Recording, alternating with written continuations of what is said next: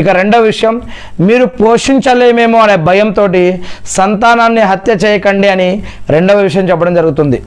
ఇక మూడవ విషయం, మరియు నేను గాలిలో ఎగిరే పక్షులు, నీటిలో ఉన్న చేపలు, జీవచల రాశులు, మరియు అడవుల్లో, భూముల్లో, రాళ్ళల్లో, రాళ్ళ కింద, మంచులో, ఎడారిలో, ఎక్కడైనా సరే పాకే జంతువులు, పరిగెత్తే జంతువులు, నడిచే జంతువులు, 2 కాళ్ళు, 3 కాళ్ళు, 4 కాళ్ళ జంతువులు, రెక్కలు కలిగిన జంతువులు, పక్షులు ఏవైనా సరే, పాకే పురుగులైనా ప్రాణులైనా ఏవైనా సరే, ప్రతిదానికి కూడా వాటికి కావాల్సిన నీరు, ఆహారము, గాలి, వెలుతురు, చీకటి, నిద్ర, పని, ప్రతిదాన్ని కూడా మేము వాటికి సమకూరుస్తూ ఉన్నాం. అవి రేపటి కోసం ఏమీ దాచుకోకపోయినా సరే వాటికి మేము ఆహారాన్ని ప్రసాదిస్తూ ఉన్నాం.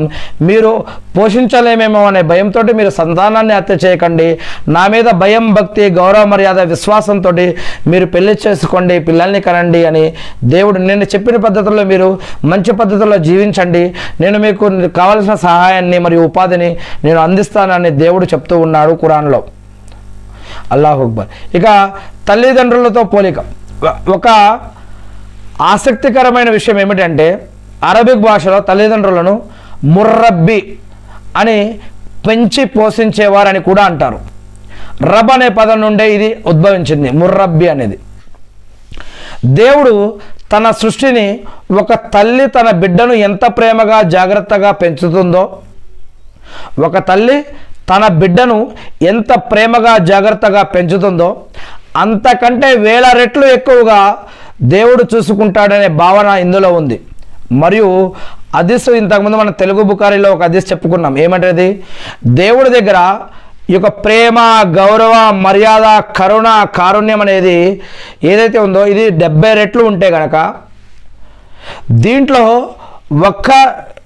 ఈ యొక్క 70%లో 1% మాత్రమే ఆయన ప్రపంచంలో దించాడు అని, ఈ యొక్క 1% వల్లనే తన యొక్క తల్లి తన యొక్క బిడ్డలను రక్షించడం, చూసుకోవడం, ప్రేమానురాగాలు, గౌరవ మర్యాదలు లాలించడం, పాలించడం చేస్తూ ఉంది అని 1% మూలానే ఒక సృష్టికర్త అయినటువంటి దేవుడు తన యొక్క దాసుల పట్ల ఇంకా 69 రెట్ల ప్రేమ కలిగినటువంటి దేవుడు అక్కడ ఉన్నాడు తన యొక్క దాసుల కోసం రెడీగా అని ఇక్కడ ఖురాన్లో, హదీసుల్లో ఈ యొక్క విషయాలు చెప్పడం జరుగుతూ ఉంది.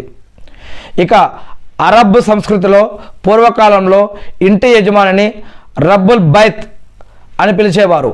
అంటే ఇంటి బాధ్యత తీసుకునేవాడు అని అర్థం. ఇక ఇంకా అనేక విషయాలు ఉన్నాయి.